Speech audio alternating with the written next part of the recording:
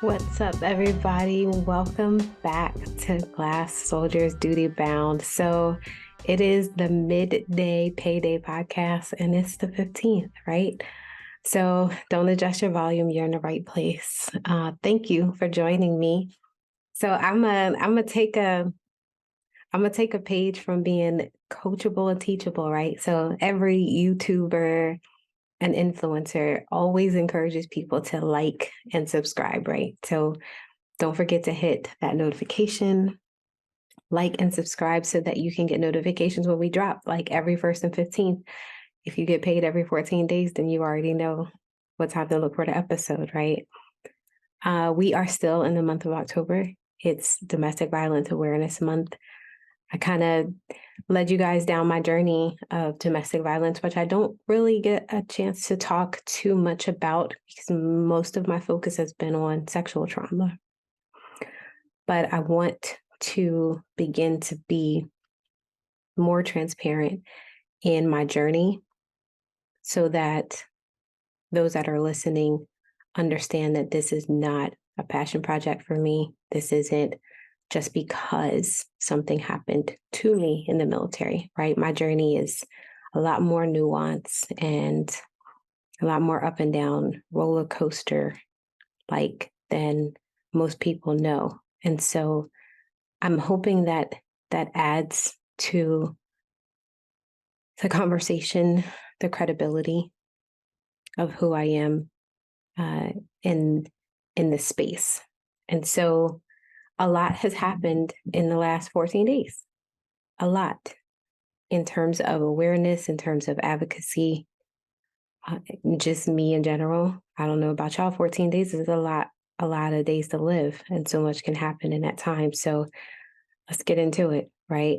The first thing I want to highlight was just the recent activities that happened in Georgia, I believe DeKalb County. A young mother life was taken from her by her partner. So we think of IPV, interpersonal violence. This young man, from my understanding, as the recording of this episode is still on the loose and posting on his social media after having taken this young woman's life in front of her children. I am not aware that they shared children together, but her 6-year-old was present as this woman was gunned down in her driveway in front of her family. And so the conversations online have very much been about both sides. Moms raising boys to be respectable, to not put your hands on women. And so there's a narrative about unhealed men who are willing and capable of violating women. Then there's the conversation about Black women being the most unprotected person on earth. And let's just earth, right? Because that's where we live. But here,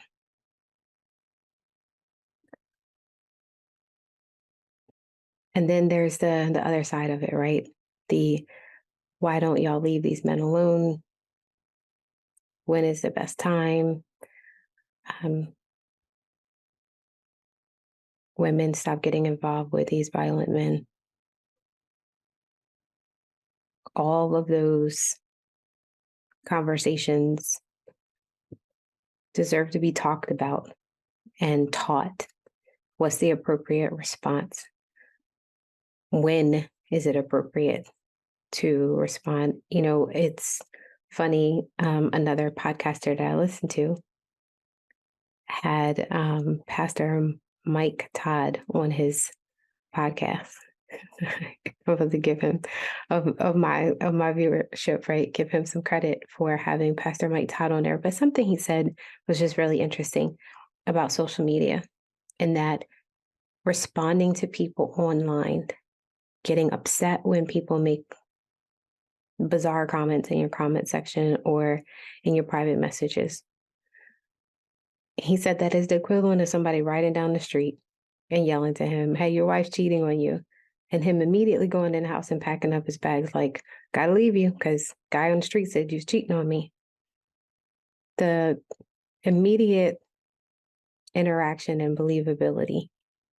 I am sure there is so much more to this young lady's relationship with this man than what is presented.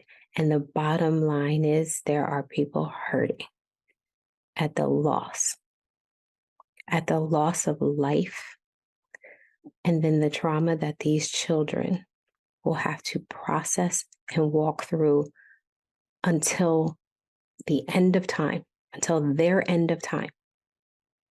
The constant grief and trauma of what they witnessed, what they may not ever be able to erase from their memory.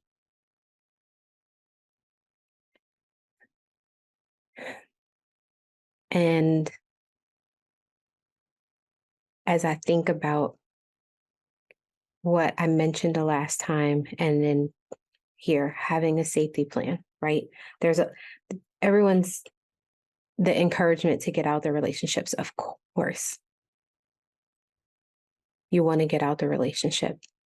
I don't think that any single person in a violent relationship wants to end their life.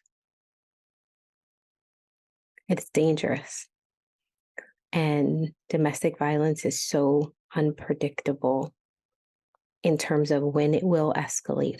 There are clear indications of someone's tendencies to take it way too far, to absolutely make good on their promise that if you leave me, I'm taking you with me or I'm going to kill you.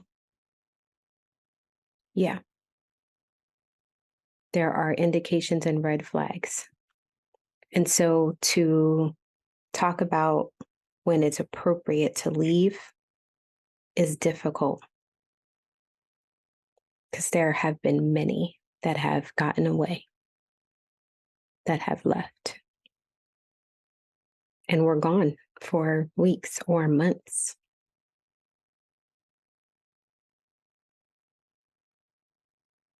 And were safe until they weren't.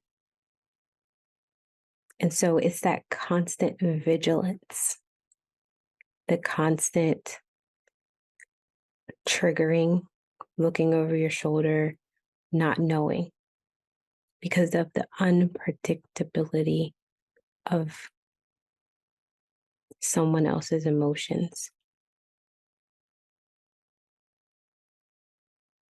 And you've got to understand, for someone who's in it, when you've spent a good amount of time in this relationship trying not to anger that person or put them in a position to put their hands on you, when you leave, you feel some comfort. And I say some comfort of their physical presence is no longer there. But the ghost, when I walk out my door, are they going to be right there? If I'm in the supermarket and I see somebody turn in every corner that I turn, is that them? Leaving my house only during the day, am I safe?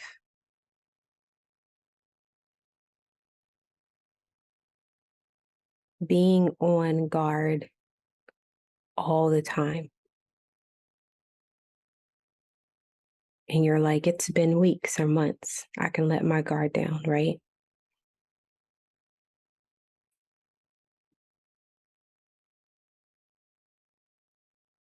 I am saying this to not make anyone afraid to leave. I'm saying this to say that it takes support. I'm so grateful for organizations out there that provide shelter and safe places, name changing, being able to have your mail anonymously come to you, states that recognize that. not having to show up for official duty because of violent situations. Be so easy to just be like, lock them all up, right? But it takes the work of more than just that person. And let's not forget to add in children, to disruption in their lives. If you have pets, a lot of shelters nowadays are taking into consideration that people's pets are emotionally supportive to their journey and a part of their family. And so welcoming pets into shelters is a big deal. And so I wanted to paint the picture that there's so much more to someone just leaving.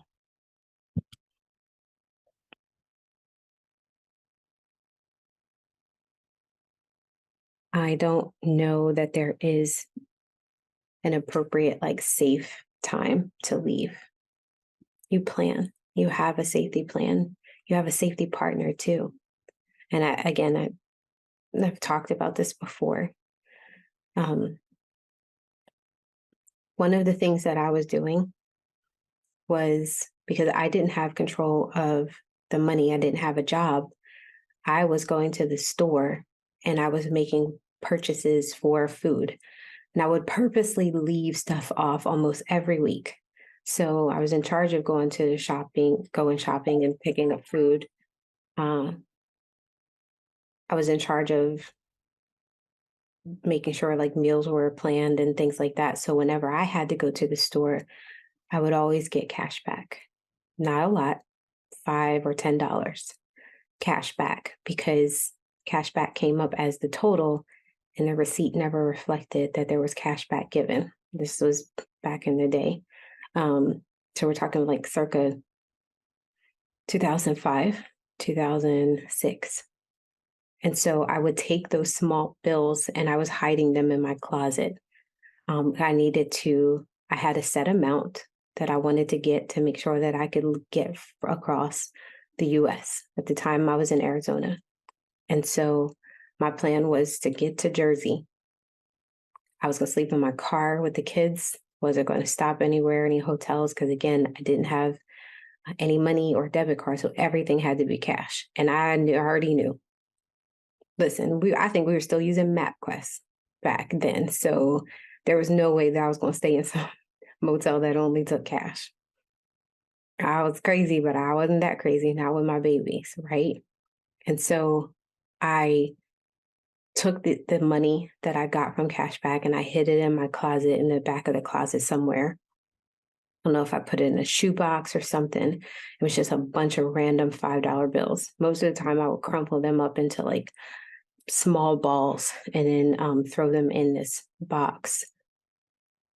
I didn't have a bag. And because I had the kids, I didn't want to just take, 3 or 4 pair of clothing. I didn't know anything about a safety plan at the time. I knew I wanted to get out of there. I knew I was tired of fighting. I was tired of the verbal abuse. I definitely didn't want my children to continue to hear it and listening to it. And so my safety plan was not safe at all. I want this to be a teachable moment to someone to understand. It was without support or help. It was without a lot of the resources that we have today. A box of money. And I remember him leaving for work that day. So there was the main car, and then there was this like little beater car that he had that he would use just to go to work. We paid like cash for. And so my plan was when he left that morning, and I don't remember if the kids were still in school or if this was summertime. I mean, I'm gonna be honest, some of this stuff is repressed or locked away. in a place in my mind that details aren't important. I just remember him leaving and me feeling anxious, like I was being overly nice, like, have a good day, so forth and so on. Something told me he was not buying it and that I was going to have to move fast. And so I didn't have the kids dressed or anything like that. I I remember my daughter not having anything on her feet and my boys kind of just like, what's going on? Like, mom, what's happening? He turned the corner and he left. I waited a few minutes and I sent the boys out in the car with their sister and I said, sit here in the back seat. Don't get out. Just wait for me.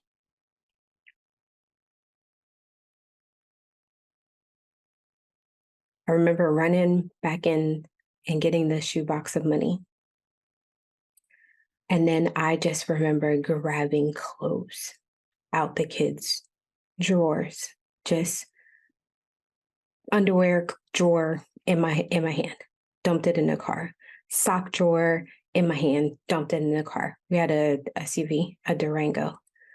Um, Grabbing their like pants. The boys were roughly the same. They were 2 years apart. Grabbing their pants and stuff like that, dumping it. Did the same thing. Got my daughter's room cleared out. Um, I remember asking Elijah to go grab their toys and stuff. And he's like, Mom, where are we going? I'm like, we're just going to go for a ride. And so I'm trying to make this like fun. I'm like, get some toys. We're going to go for a long drive. And they're like, okay. And they're, making it fun for them. Like, yay, we're going on a ride. Um, whew.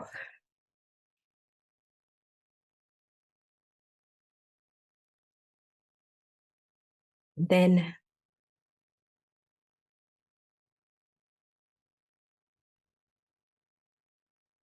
I ran back in the house to get my things.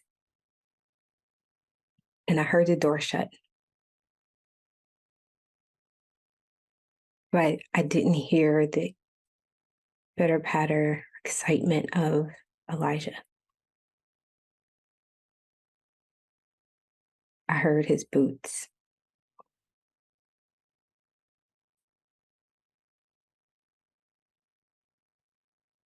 And I remember freezing by the closet as he turned a corner. And he was like, I knew it. And he's like, where do you think you're going? I remember having the keys in my hand.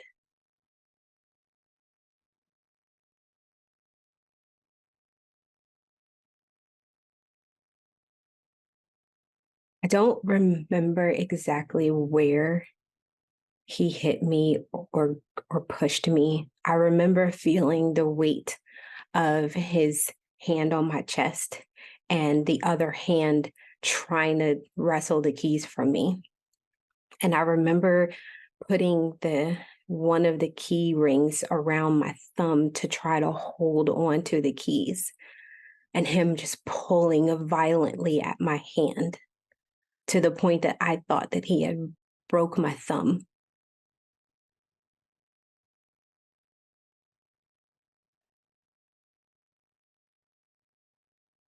Um,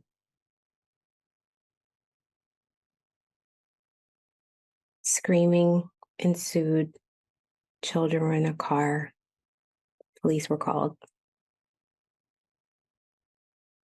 He was escorted to the barracks where he was given a cooling off period for 3 days, which is typical protocol.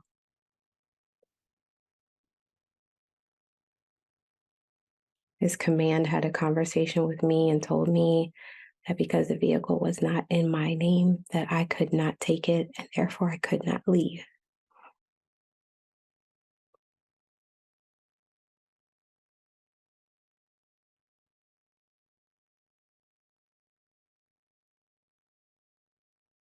There's a sense in the military for spouses of feeling stuck.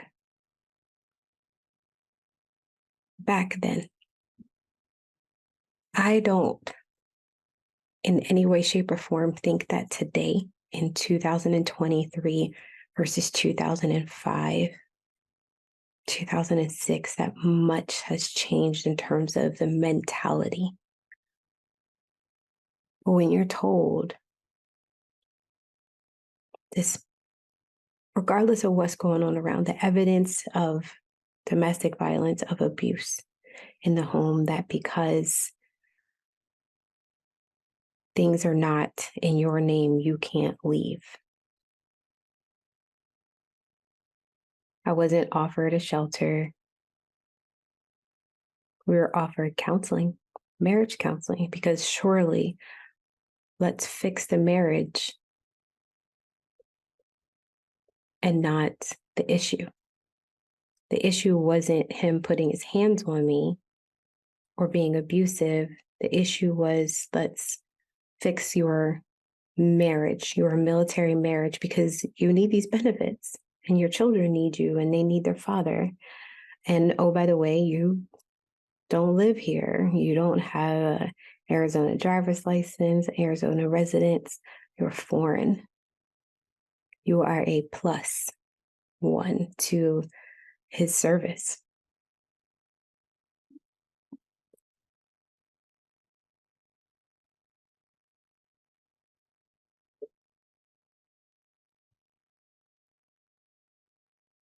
And then you learn to live with that. It would be another 5 years before I had the courage to leave.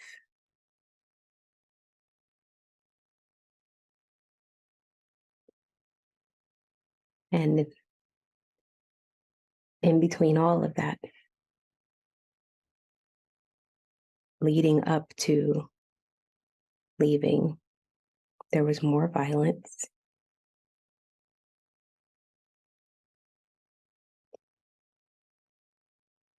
Homelessness, leaving my children,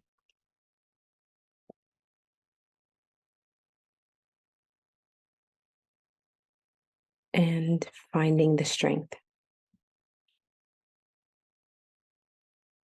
Violence is unpredictable. And when you are in a domestic violence relationship, you feel like you have no control.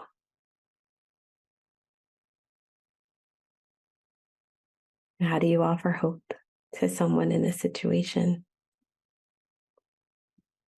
How do you offer hope to someone who is hyper vigilant to everything around them? Noise, smells, sounds, voices, touch.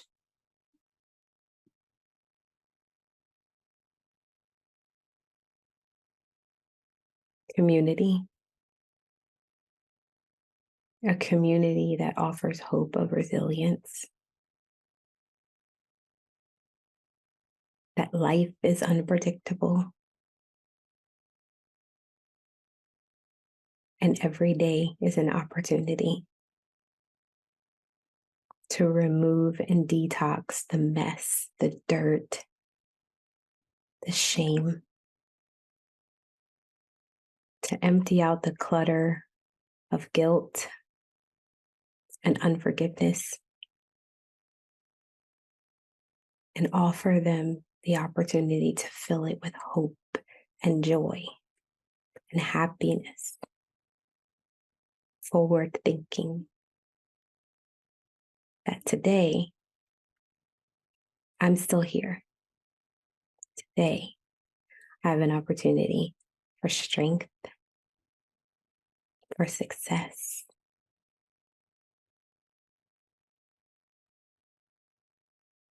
There were a few people in my life that offered me that. My family, some friends, mostly my faith.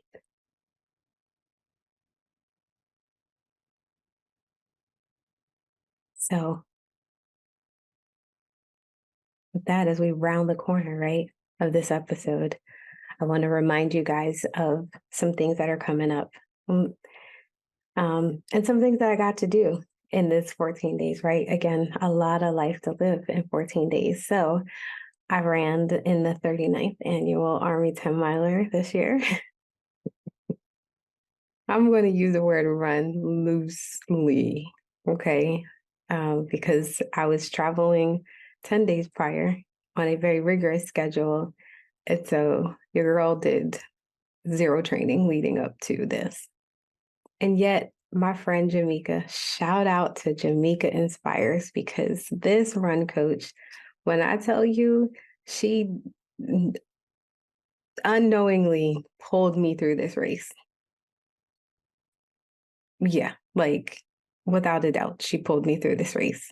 I mean, motivating me every single mile. That's a lot for somebody. Like, I know she was like, girl, if you don't motivate yourself, because mile 5, we was smiling. I put on a face every time I saw that camera. You was not about to catch me off guard. Have me all on Beyonce's internet looking crazy. Nah, I was looking cute, but I wasn't about to look crazy again. But it was fun. I did it's crazy. I did slightly worse. You know, it wasn't my PR, but I'm excited for next year. So I got me some stickers, my 13.1, because I will be running a half marathon come 2024. So look out for that. And yeah, I'm looking for sponsors. I'm going to get some sponsors this time. Somebody's going to sponsor me to do the race. And I got my 26.2 because I am going to do a full marathon next year. You heard it right here first, October 15th. I'm going to do a marathon and a half marathon next year. So yeah, I need sponsors. Please hook your girl up. Somebody, you need to be on my t-shirt. You should have seen me. I was cute. I'm gonna post the pictures eventually to the 10 mile.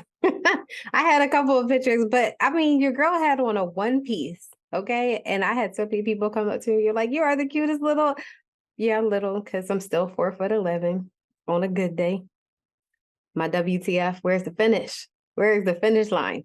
That's what I was saying at mile 9. Mile 9, your girl's leg seized up on her. I was like, oh, is this what happens with people that do marathons? When you be seeing them get to the finish line and they be looking like a baby deer, like Bambi just came out the womb? That was me. That was me. Ooh, I run on caffeine, chaos, and cuss words. A few choice words came out my mouth. And if you run like I run, and you run a couple races and some marathons, some choice words gonna come out your mouth too when you finish. I won't tell y'all what the first word. Listen, because there's always a BC and an AD, right? So yeah, the run, it was exciting. It was fun. What else has happened? I'm newly single. I never thought I'd say it. Never thought I'd say it in public. Yeah. So that part, I ain't even gonna stay there long. We're just gonna bypass that. And then the last thing that's going on is my coaching community. I'm excited about coaching. I'm so excited about this mental wealth and pouring into people. So yeah, the coaching community is growing. And being able to offer this service to people to fill in that gap between therapy and coaching, and really helping some people move past some things, set some healthy boundaries, and talk about relationships, right? Healthy relationships and what that looks like. So I'm excited about that. What's up next? Nova 50 is coming up in DC. So yeah, your girl's about to submit her RFP, my request for proposal, and just do more speaking. So don't forget that the 16th is World Food Day. We're going to be donating to a shelter. And then also the 28th is First Responders Day. Let me tell you why I'm excited about the 28th being First Responders Day. Because my Josh, again, if y'all look at my social media, you know how excited I was. Joshua is my middle son. Joshua is on the spectrum. He has Asperger's. And Joshua just finished Fire One training. I'm about to have a firefighter in my life. So I'm very, very excited. So we will be posting about First Responders Day on the 28th and donating on the 16th. So that's literally the day after this podcast. You get a chance. Please, please, please donate so that we can donate food to a shelter. And be on the lookout for what's coming up. Giving Tuesday coming up in November, my birthday, national holiday. Yeah, Scorpio season. I don't know nothing about that. But I always want to encourage you. I thank you guys for your time. It is a finite resource. So anytime that you spend it with me, I'm grateful. So thank you. You guys do good. Be good.